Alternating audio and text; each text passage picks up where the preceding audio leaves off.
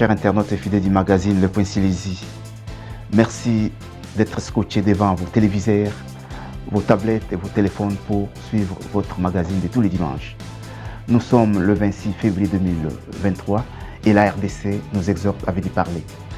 Nous avons une thématique principale qui est les forces armées de la République démocratique du Congo face à l'armée rwandaise, c'est-à-dire en sigle RDF. Alors, nous allons voir les deux forces en présence. Pourquoi la République démocratique du Congo, avec son armée, n'arrive pas à déloger le rebelle du M23 soutenu par le Rwanda. Alors, cette thématique sera développée sur mon plateau avec mon invité que je vais rejoindre. Donc, à tout à l'heure, suivez-moi sur le plateau. Bonjour et merci à M. Bofossa pour avoir honoré notre invitation. Bonjour, M. Ben. Ok, comme je viens de le dire dans les sommaires tout de cet entretien, que nous parlerons aujourd'hui des deux forces en présence, c'est-à-dire la force, le FARDC, c'est-à-dire Force armée de la République démocratique du Congo, et les RDF. Ça. RDF, c'est en anglais, c'est-à-dire Rwanda Defense Army, c'est-à-dire l'armée rwandaise. Alors, depuis 3 décennies, la RDC est confrontée à des rébellions à répétition soutenues par les Rwandais. Alors, en tant qu'homme politique, si je te pose une question d'une façon générale, de nous parler un peu de l'armée congolaise, la RD Congo, en quelques mots, comment peux-tu dépeindre cette armée? Ouais, merci pour la parole. Je commence d'abord à saluer tous les compatriotes à travers le monde, spécialement mes compatriotes de la REP, notre parti cher à son Excellence Guy Luandomboyo, je salue, le CG Fils Bokatola et la responsable Evelyne Kouloufa. Vous savez, biso toyaka na chaîne Abino, le point sur les i, c'est pour éclairer l'opinion. Moi, je commencerai par parler des forces armées congolaises. Je serai plus clair en expliquant nos chers compatriotes en lingala et en français pour que la compréhension soit directe avec la population. Armée Nabiso, il y a les lots FARDC à Congo. Ils allaient armée Mounene na kati Afrique. Mais ce qui tomoni histoire et mboka Nabiso, armée Nabiso depuis une trentaine d'années. On a qui échec et armée Nabiso en 1996-96, comme disent les Belges. Tout le monde a échec en haut. Tant au départ, il y a Maréchal Mobutu, tant au loin dans le pouvoir, force à Est, Rwanda, Ouganda, na Burundi, ndenge attaqué biso, et il y a eu trahison dans l'armée. Mobutu akoyaki, baye na Mosé, aye na force étrangère wanyo sur le Congo, AFDEL, baye. À partir ya wana batu nyonso phase bakendaki libanda misusu bakendaki kufa kuna na centre base militaire na biso ya Kitona. Armée na biso ekomaki un peu une armée non organisée en débandade, tout ça suite à la trahison. Mais les lots avec le chef de l'État Félix Tshisekedi, nous retrouvons une armée quand même qui fait face à attaque à Rwanda à travers les terroristes à M23. Et voilà, Tozali, armée Moro, oh Lelo, ça fait combien, Banda? Ça fait 4 ans que les chefs de l'État, Félix Tshisekedi Azana, armée Nabiso et comme qu'on soit, moi, organisation, malgré infiltration, malgré affaiblissement, autoconnaître, mais ils ont armé Lelo en Afrique. Ils ont compté parmi les armées Makassi. Ok, tout justement, ils ont compté parmi les armées Makassi. Comme je viens de le dire, le site américain, c'est-à-dire le site américain qui s'appelle Global Firepower, et où tu publies une liste. Il y a une puissance en Afrique. Il y a une armée puissante en Afrique. Alors, tant gagnons tout 38, parce qu'il y a 38 pays africains où ils analysent sur les 55 qui comptent le continent africain. Mais la RDC occupe la 8e place. Mais na kati liste Rwanda azalité. Or, RDC azana bitumba na Rwanda. Comment est-ce que la 8e puissance d'Afrique n'arrive pas à anéantir l'armée Yamouké, ya Rwanda? C'est comme, je dirais que ça c'est un combat entre David et Goliath. Hein? Comment est-ce que l'armée congolaise n'arrive pas à inverser la tendance 3 décennies après? Voilà, donc lobby armée Nabiso est allé 8e, mais bon, tu sais, il y a 2 ans ou 3 ans, armée Nabiso est allé classé 11e en Afrique. Oui. Mais avec fort, il y a président Félix Tshisekedi, il y a coupé sa responsabilité dans la militaire Nabiso, évitant président Félix Tshisekedi a gagné l'élection en 2018. Avant ça, qui est responsable de l'armée à Congo, après ça, qui a rappelé la mission na bango pe ba responsabilité na bango ya kokengela mboka na baimboka acheli bango pe ba moyen ndenge moni ke année passée tozaki na budget à 300 millions lelo na 2023 président Félix atie 2 milliards pour na budget armé, ça veut dire ba effort wana sali ke tozaki 11e lelo tokomi 8e. Armée na biso ezali armée ezali doté vraiment na matériel militaire ya solo. On a retangé tout à l'heure pour Banamboka comprendre. Oui, voilà. Mais ma question est celle-ci. Oui. Alors, parce que le site américain, oui, hein, oui, oui. Global Firepower, oui, oui. Ils allaient site spécialisé dans ma Kambwami. Il y a l'armée. Oui, oui. Alors, tant que est classé RDC, armée RDC, dans 8e position, c'est que et tel critère surtout. Parce que si Tango c'est basé sur 60 critères pour armée et analystes. Alors, comment expliquer que nous voilà la 8e puissance d'Afrique, du point de vue pouvoir, il y a feu, il y a moto, n'arrive pas à renverser le petit Rwanda? C'est ça ma question. Justement, dans le comme on a place, on a sur au moins l'armée la biso est allée 8e en Afrique et que nengo lobby toza ko résister na les petits Rwanda. Non, toza ko résister na petit Rwanda. Problème est allé Rwanda à travers le groupe terroriste 1-23.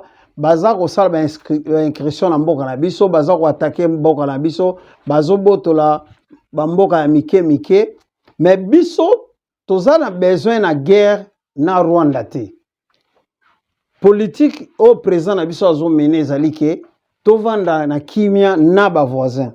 Mais Rwanda ali koyoka te. Ya omoni na diplomatie ya président aza ko tambola na monde entier pour na ko expliquer que ba condamner Rwanda, ba calmer Rwanda, batika.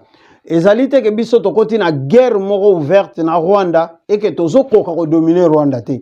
Ezali ke ba Rwanda ba peuple nilotique parce que oh lelo na zoloba na ba peuple congolais faut ba comprendre que histoire ya biso na Rwanda ezali histoire moko lelo faut expliquer que ba histoire ya peuple donc ba nilotique bazana ba idée na bango expansionniste bazana besoin ba botola biso ba bantu ba mabele na biso ba richesse na biso. Je crois ba pays locaux la ba Angola ba Brazzaville ba pays nyonso sont entourés biso o eza habité na ba bantu faut bazwa conscience wana eza ke biso tozo ko Rwanda te mais biso to engagé nanu guerre na Rwanda ouvertement te toza ko s'organiser armée na biso ezali organisée.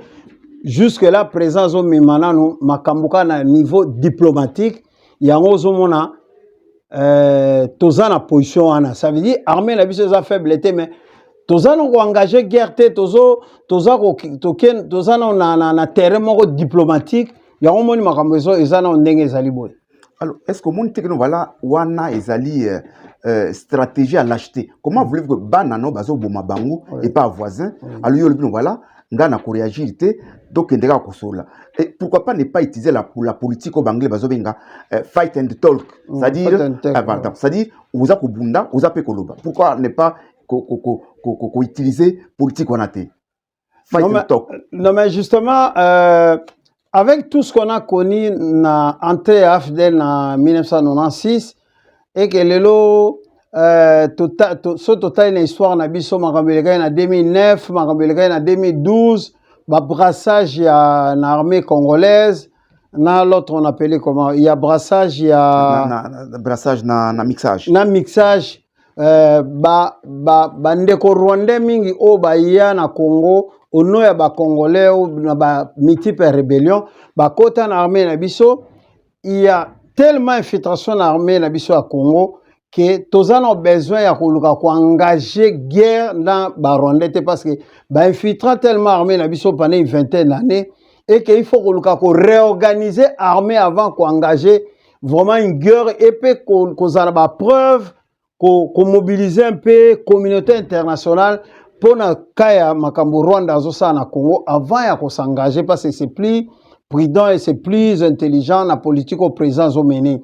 Mais il faut comprendre un peu que to s'engager dans la guerre na Rwanda parce que ce qui est derrière le Rwanda ou le Tomona est un peu flou. Donc parce que tout le monde a même pays voisin na biso tout autour na biso pays morazo ko condamner Rwanda té. Sur le plan international c'est pareil.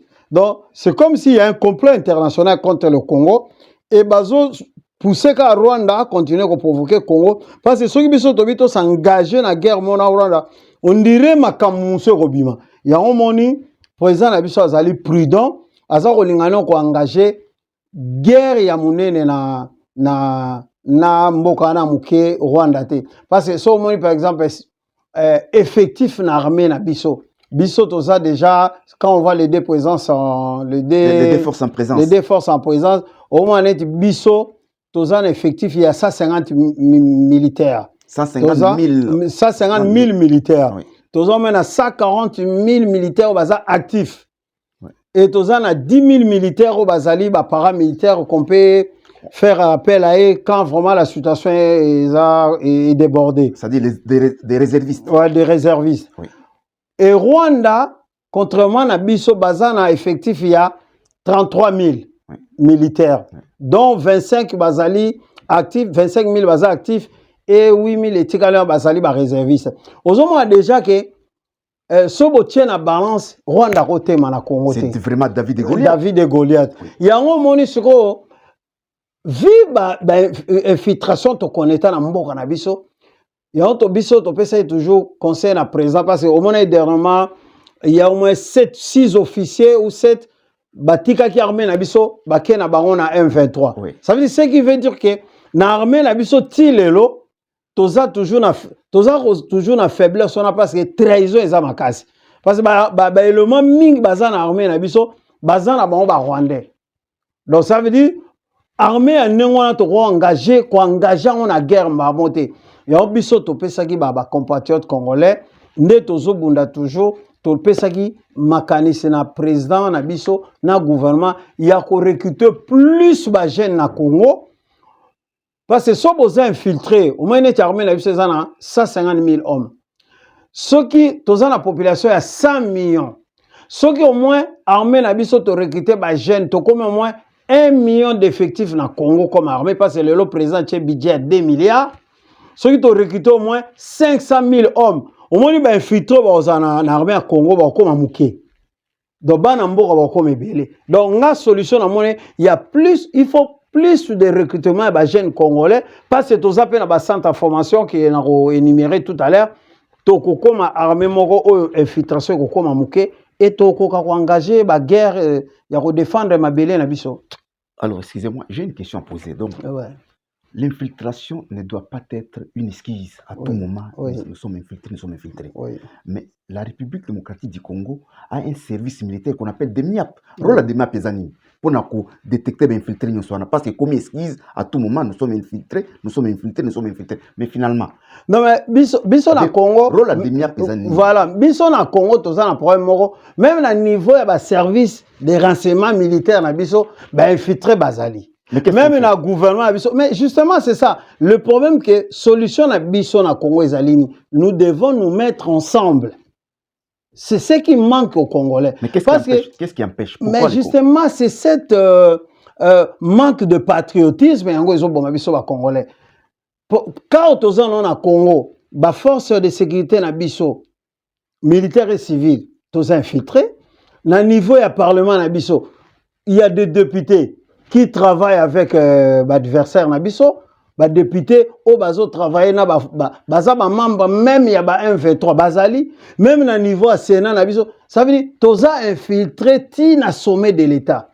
Ça veut dire pour aussi ça m'a les Congolais c'est comme leader il y a rep son excellence Guy Lonombo dit. Nous devons nous mettre ensemble pour agir pour la République. Nous devons être ensemble pour travailler, redéfinir une nouvelle façon de gérer Mboka Nabiso, une nouvelle façon de défendre Mboka Nabiso, de protéger Mboka Nabiso. Quand on ne se mettra pas ensemble, ennemi au Zalaka wana pona ko affaiblir biso. La seule solution est il y a tous ensemble biso so bana Congo pona. Alors, il y a une question qui m'est venue en esprit. Comment est armée, c'est-à-dire, quels sont les matériels de l'armée? Parce que ça, c'est un thème très sensible. Mais parce qu'il s'agit du pays, nous devons en parler. C'est un thème vraiment sensible. L'armée, on ne touche pas. Ce n'est pas tout le monde qui touche à l'armée. Mais parce que ça va dans la vie, nous devons en parler. Est-ce que vous avez quelques connaissances, il y a un matériel ou l'armée à utiliser, pour utiliser? Mais justement, avec organisme Fire Global Power, on a publié capacité, il y a l'armée africaine, même il y a monde, tout ça. Parce que moi, na tout ce qui est armement, dans le monde, batala on peut budget armé. Tout est allé recherche salagi par rapport à ancien budget na biso. Par exemple biso pour na Congo a possédé 79 avions de chasse. Tous en effectif il y a 150 000 militaires. Tous en 140 militaires actifs. Tous en 10 000 militaires paramilitaires, ça veut dire réservistes. Tous en 48 hélicoptères. Tous en 86 lance-roquettes. 86 86 lance-roquettes. Congo en a 12 hélicoptères d'attaque. Congo a possédé 212 artilleries. Congo en a 16 navires de patrouille. 16 navires. Congo en a 12 avions de transport. Congo en a 1800 véhicules blindés. Congo en a 6 avions d'attaque. Et Congo en a 321 chars de combat. Ça veut dire qu'ils ont un matériel de combat armé na biso na 2022 basagi nango. On a un budget à 300 millions. Mais dans cette année, président na gouvernement na ba budget armé comme il a 2 milliards.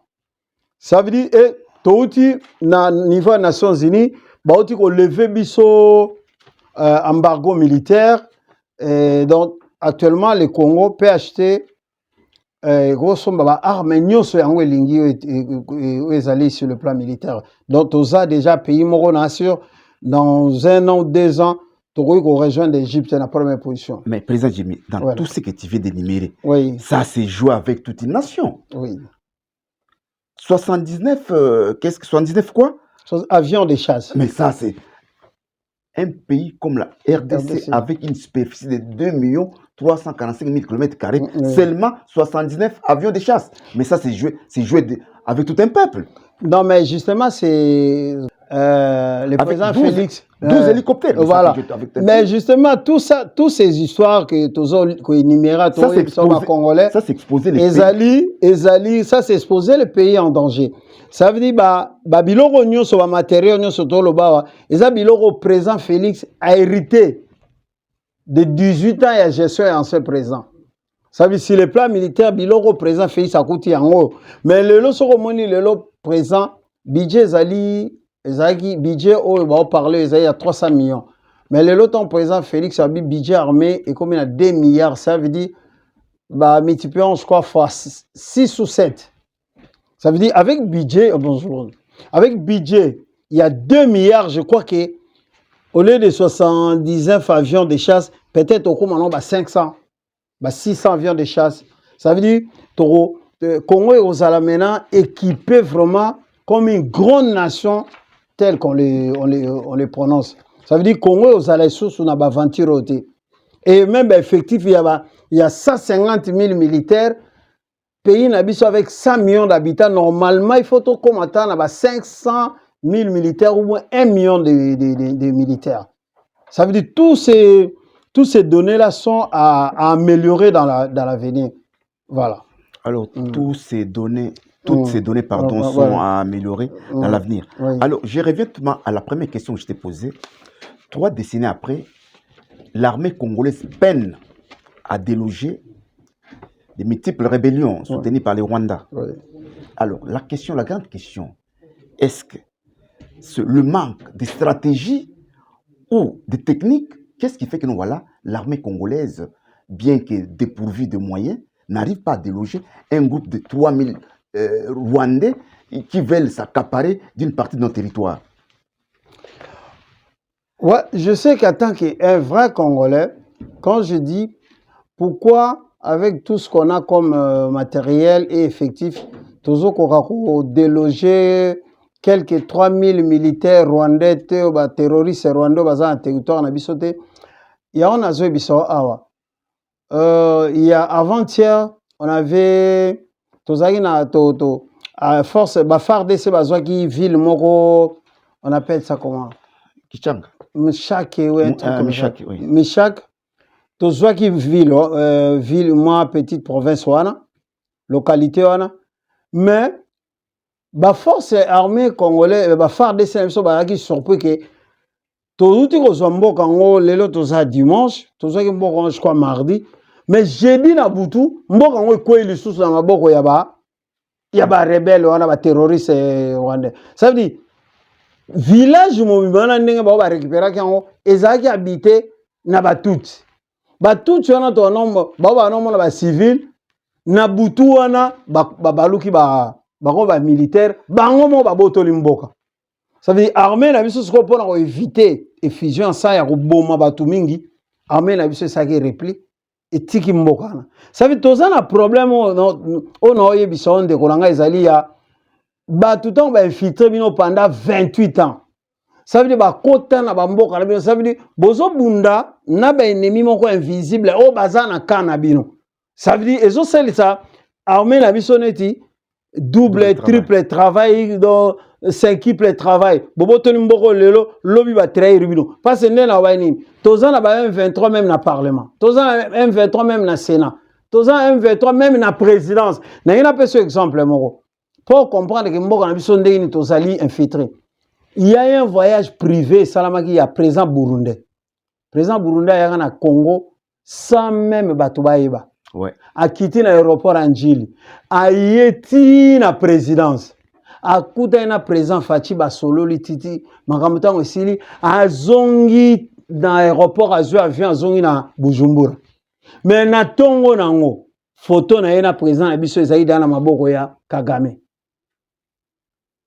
Donc en train de parler donc photo ya président Burundi na président na biso na kati ya présence na biso na Kinshasa na cité de l'Oya, ba photo na déjà batu ya Rwanda kuna na ya Kagame basi ba publier yango.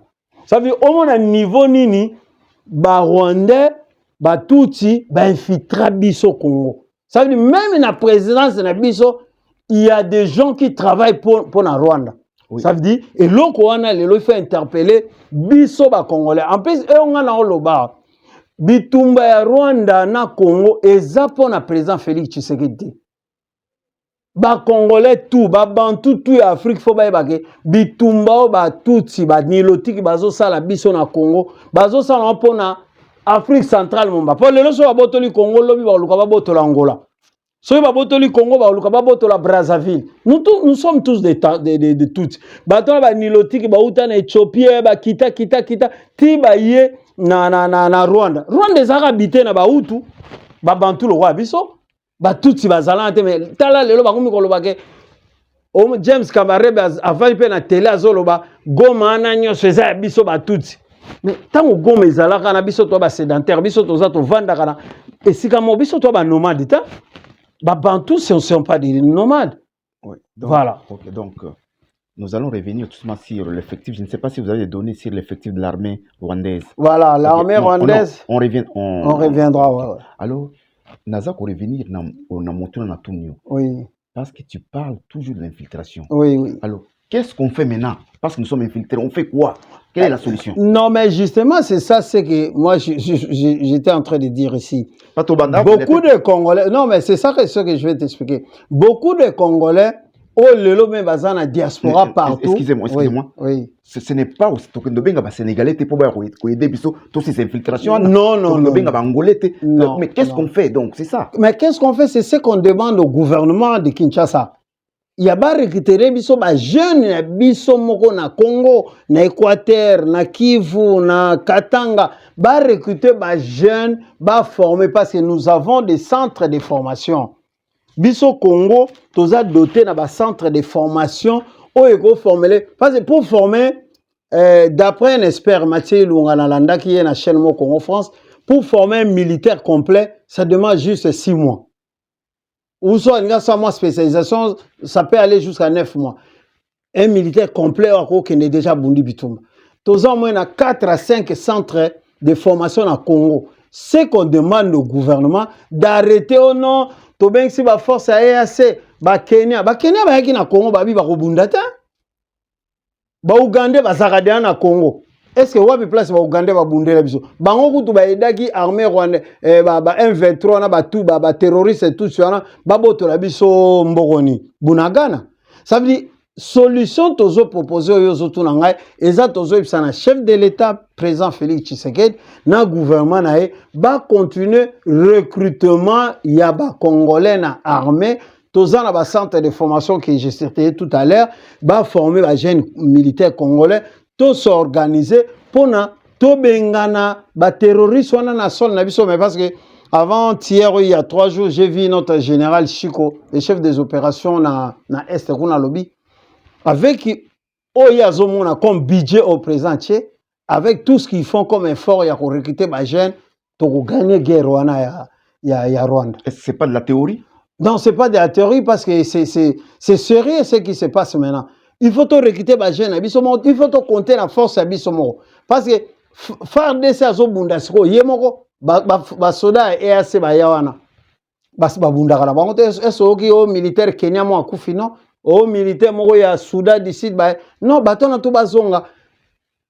Général Chico, beau formé ba Congolais, toza 100 millions d'habitants, surtout d'effectifs, il y a 500 000 hommes, 1 million de militaires congolais. Toko défendre Mabélé Nabiso. Et l'Orotika Nabiso Yangwana, nous devons nous organiser nous-mêmes. Toko compter Naba étranger, Naba militaire étranger. Même le président ougandais Yuri Museveni à l'Obagaon. Soki bolingi bo zala un peuple fier, bo bunda binomoro, bo se libérer binomoro. Mais tout ce massacre qui se passe au sein de l'armée congolaise, parfois ils ont fait ça. Comment voulez-vous que dans 4 armées, les militaires, les militaires, à qui n'a pas 10 ans. Or, dans une armée, le militaire, à tout moment. Oui. Mais qu'est-ce qui fait qu'une armée, l'armée, la République démocratique du Congo, on n'arrive pas à faire la mutation, il y a des militaires, à aucun déboui, 20 ans avant. Ça, ce n'est pas. C'est inadmissible, président Jimmy. Non, mais justement, parce que au moins, armée et marchera bien dès qu'on lobby en rotation. On va un militaire, je crois, chaque 6 mois, chaque 1 an, il faut bouger. Militaire va faire roter. Mais au moins, il y a une armée au commandement, ils ont constitué un homme d'affaires. Beaucoup de généraux au Congo, ils ont un homme d'affaires, qui peuvent pas armée. Ils ont occupé, puis na bango ya ba. Il y a des minéraux. Il y a des minéraux, il y a des coltrans. Au Congo, on n'a pas vraiment officier au bazar dans sens il y a honneur, sens il y a redéfendre un mot qu'on parce que au moins et pas les musiciens n'habitent pas comme ça, les généraux, les colonels, bon comme ça par rapport à quoi on a invité, par rapport à ndenge ba agresser ba kangisa ba batu na ba quartier, comme ça peut-être ndenge ba boto la ba sabatu, ndenge ba sala ma parce que comme ça par rapport à la guerre. Nos officiers sont chantés par les musiciens. Ceux qui libouent la moto, ceux qui asa soki na niveau bakumisa bagénéraux epa na biso onde tokoneta baguerre onde bacolonel wana bagénéraux bautaka baguerre nde bapesa bao batitre wana mais guerre yango wana ezosama kuna pour l'instant on parle que de général Chico bagénéraux tout balegaki kuna c'est des commerçants mon frère et quand tu as affaire au commandement ya armée etonde na bacommerçant parce que kene na veille du commerce na Kinshasa betata libanais moko mbata akobenga mama omoni jipa général et bazio bakena yo ça dit niveau ya force ya bakonzi na biso armée ezande ya torturer peuple ya kolakisa peuple force en mais regarde le Congo est maintenant attaqué ta ba okende kuna na front bazo ça mo musala moté organisation armée ndenge yo parler na ba rotation tout ça ça se fait pas donc immobilisme mo ekota na armée parce que batwana bazo penser to na mbongo o batwana biso toyebi mapinga eza wana mpona kodefendre mabele mais bamapi sikoyo il faut barecruter bajeune na lelo baforme bango na sens ya honneur ya kodefendre mboka na biso barwandais baza koatake biso te mpona Félix Tshisekedi non ces gens-là ils veulent seulement kozwa mboka na biso ya kozwa barichesse na biso bakomisa biso baesclave ça veut dire eloko wana ife kota mutu na mutu congolais nyonso na mutu ke il faut to défendre Congo pona tokoma baesclave lobi te parce omona bato yango so bayeba botoni mboka basimi minduki baoza baoka muke bakangi barichesse na bino tu économie na bino tokona mboko bakomisi bino babololo baesclave pona tokota na makamwa te yango biso musala toza nango awa ezali ya ko mobiliser ya biso tout kota na conscience to latisa ngo bana na biso to yebake il faut to défendre mabele ezali ya bakoko na biso parce que bato wana soki baye na Congo bakotimola même bakoko bakor ya bakoko baresa ya bakor ya bakoko na biso bakoprofane yango ça veut dire il faut to défendre mboka na biso combat na batuti ezali combat Félix te ezali combat biso tout ba congolais faut to kota yango to défendre mboka na biso voilà. Oui, parce que tout à l'heure là tu parlais des centres d'instruction ba militaire. Oui. Pourquoi c'était les biso ba centre militaire dans mboka na Congo par exemple? Bana Congo o baye barate boye bakena mboka na biso Congo sur le plan militaire tozana ba centre de formation o biso même temps to botami to kutiango tozana ba base na biso militaire neti ba Kitona. Koto so ba recruter lelo atao combien de jeunes congolais même 100 000 ba me ba na Kitona ba reformer bango. Kitona bazo former banani. Na Kitona bazo former les soldats normaux. Oui. Bah au baza après 6 mois 9 mois baza prêt à sa guerre. Tozana EFO. Là on forme les sous-officiers, les officiers ça veut dire les intellects de l'armée. Bateau baro diriger administration et armée. On a un niveau universitaire tout ça. Tozana centre mususu ya la base na biso ya Kamina. Là-bas aussi on forme les militaires na Katanga. Toza lisusu na centre ya Kibomango je crois à côté de l'aéroport. Toza isu na école moko de formation na Kinshasa je crois ça permet na palais du peuple je crois institut supérieur armé. École supérieure militaire. Militaire. Donc ça ba français mutu baza un peu actionnaire na likamwana gouvernement congolais.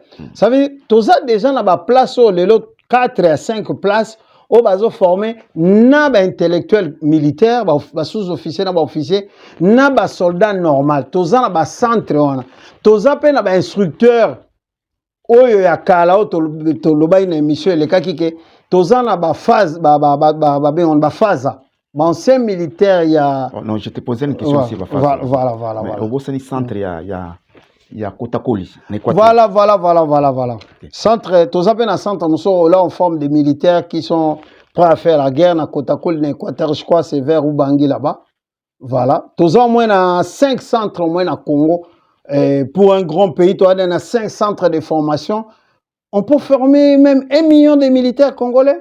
Ouais, et ça il y a prise de conscience dans la responsabilité. OK, alors maintenant je reviens, je te pose une question, je fais marche arrière. Oui. Sikoyo. Qu'est-ce qu'on fait? Il y a des militaires ou bazala qui tozobenga force armée zaïroise nayebi kino wana na ngongo toza koloba oyo mingi basi ko ba mikolo mais ce qui par exemple baza na pousse ya koya kosunga biso est-ce que baza vraiment nécessaire ba intégrer bango au sein armée ils sont même pas normalement il faut pas faire appel baza bato baza ba vrai militaire ba vrai soldat baza bien formé ba kendaki na ba centre de formation partout dans le monde na Israël na États-Unis na France na Belgique na ba corps royal militaire na ba ceinture ça veut dire tozana normalement il faut gouvernement na biso ebengisa bato wana nyonso ezwa bango pour netina bona ba centre de formation pour baza bato mo lelo te bako bunda isute parce na 70 ans 80 ans bako bunda te mais ils peuvent former des jeunes militaires donc eza eloko moko eza même eza devoir moko ya gouvernement ya ko faire appel na bato wana nyonso pour basunga mboka. Ok, voilà. Donc ça devoir du gouvernement voilà. Pour faire appel na ba ex-phase. Ex-phase, bah, de façon voilà. Bah aider armée en bok. Bah aider armée. Alors c'est parce que tout à l'heure là autant que ça là ni ba matériel oyo FARDC azanango. Est-ce que ozana ba quelques données il y a ba matériel oyo armée rwandaise pas effectif na il y a effectif armée rwandaise et puis ba matériel bango bazanango. Justement c'est comme un hasard où Ezali s'est fait exprès au moni organisme comme tu as parlé des failles globales power wana au moins lelo tant to lo makambo Ezali ba compris international bato so ba comprendre botala lelo armée oyo moka oyo ezo malmené Congo. Congo qui est le 8e puissance d'Afrique na armée. Mais toza malmené na mboka mobo babenga au Rwanda na Batutsi. Mboka ana baza même ba énumérer bango même na liste moko na monde te côté armement. Ça veut dire même parmi les 38 forces d'Afrique Rwanda est cité te. Et au soko kei même na ba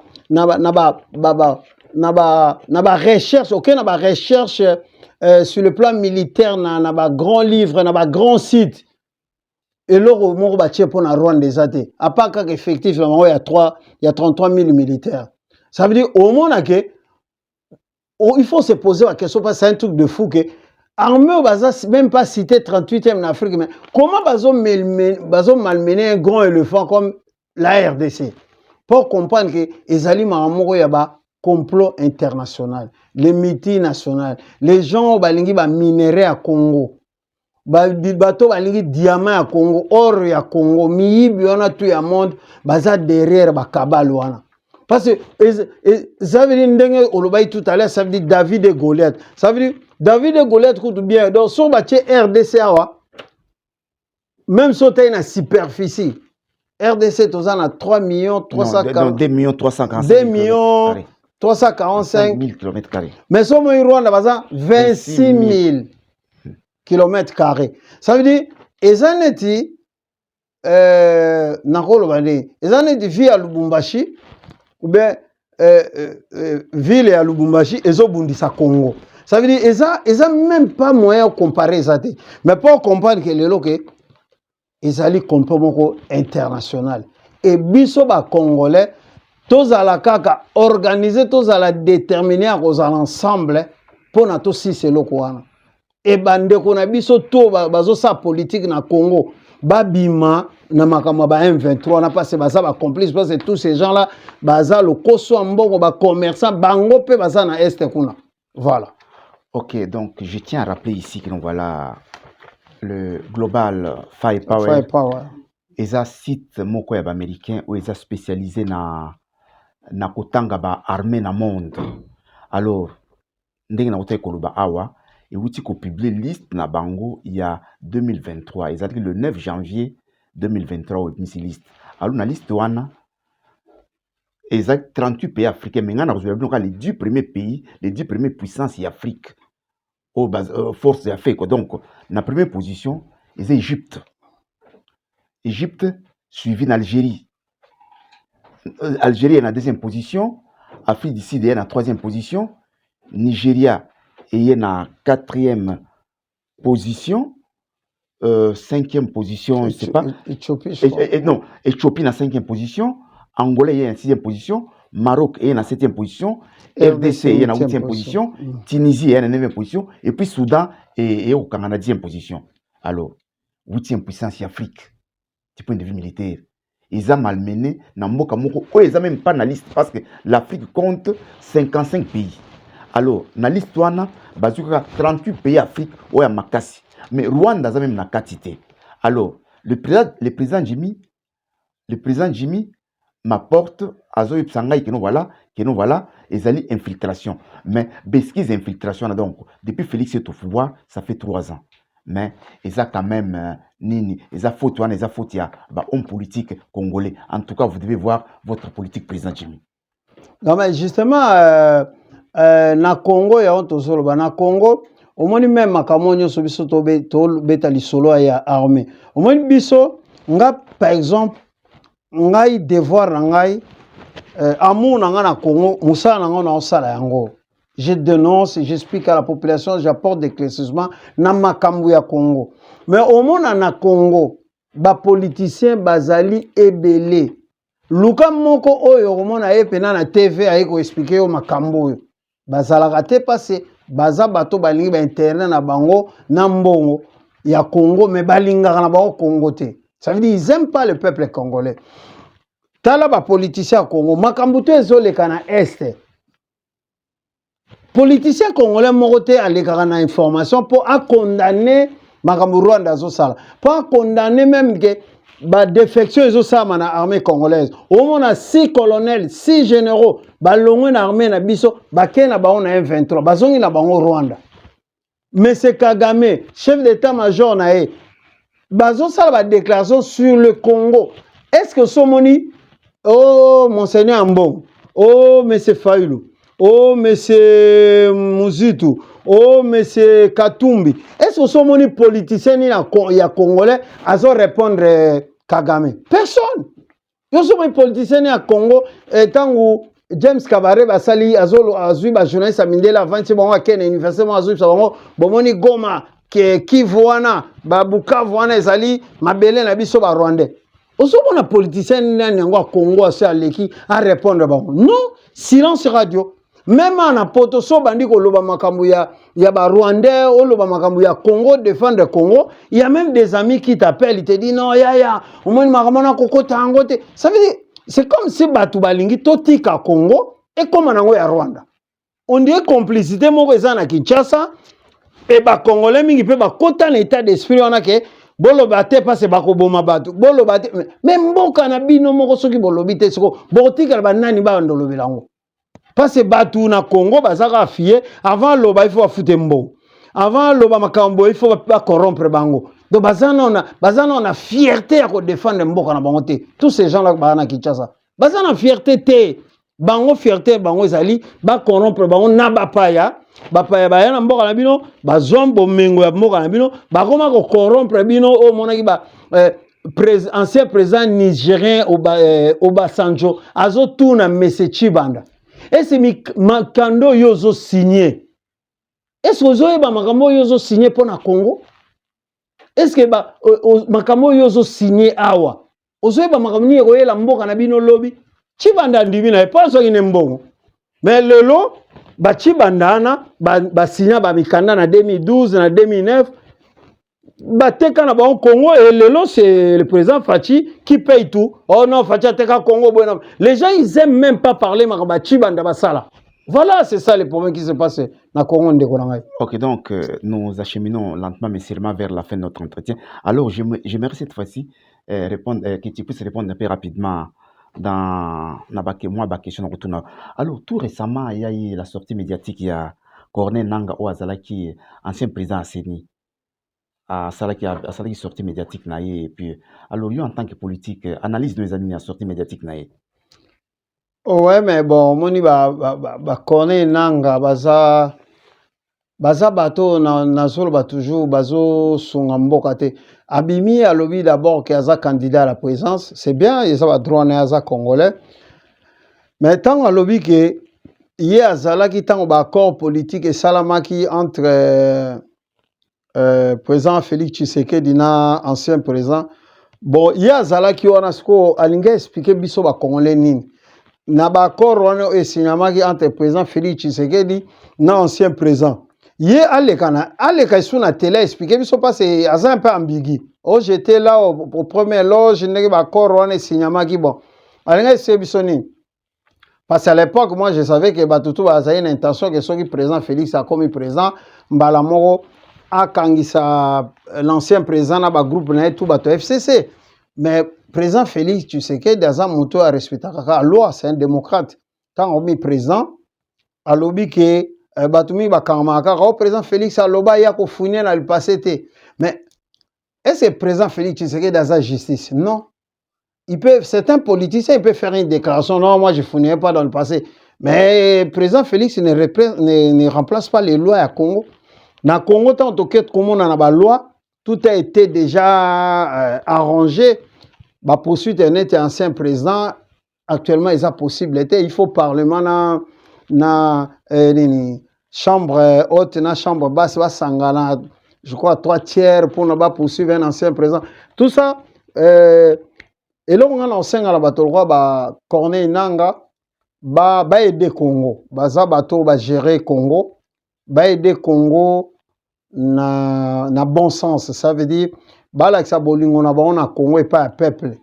Et non, ba ya doute na mitu à peuple. Pour peuple congolais lelo, biso toza ko aider à comprendre ndenge mboka na eza ko fonctionner, ndenge ni bazo gérer mboka na e. Pourquoi peuple congolais a na misère lelo? Et il faut que les Congolais se mettent ensemble pour que mboka na biso na misère. Voilà, c'est ce que moi je peux dire, c'est ça. Ok, alors Jackie la Perle Noire à la porte de Clignancourt oui. A posé cette question parce que c'est l'une de nos meilleures téléspectatrices. Elle suit souvent nos entretiens. Alinga Yeba, point de vue nayo, sur sortie médiatique, il y a Paul Kagame vis-à-vis à Congo, na ya James Kabarebe.